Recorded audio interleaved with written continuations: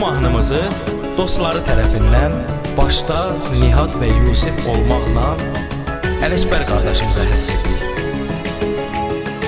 Ələkbərim yanındadır dostlarım. Dostudur dostuna dayaq kimi olar, arxasında zirvəli dağ kimi olar. Ələkbərin yanındadır dostları, doğru yoldur hər birinin yolları. Coran boyun coranlı kəndi vardı, Ələkbərə bu kənd doğma diyardı. Bu torpaqda çıxıbdı mərd oğullar, düşmənə çəkdiribdi dərd oğullar. Bilən bilir belə dəyərli dostları, bunlar həmişə mehriban dostlar. Yaxşı və pis gündə hər an hər biri bir-birinə veçni təkan dostlar. Bilən bilir belə dəyərli dostları, bunlar həmişə mehriban dostlar. Yaxşı və pis gündə hər an hər biri bir-birinə veçni təkan dostlar.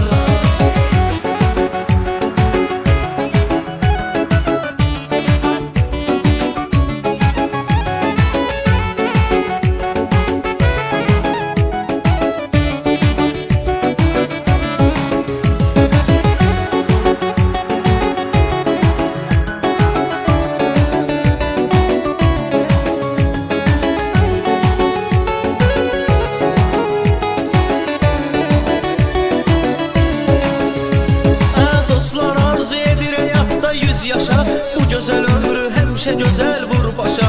Budur Yusiflə Nihadın niyyəti, dosta verir hər an dəyər qiyməti. Hər birinin dəyəri var öz yerində, onlar deyiblər sözü düz yerində. Maşallah olsun saf ürək dostusuz, çörək kəsmisinizsə çörək dostusuz.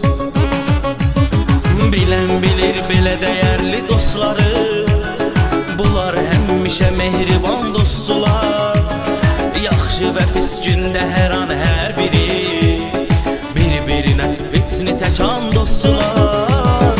Bilən bilir belə dəyərli dostları, bunlar həmişə mehriban dostlar. Yaxşı və pis gündə hər an hər biri bir-birinə veçni təkan dostlar.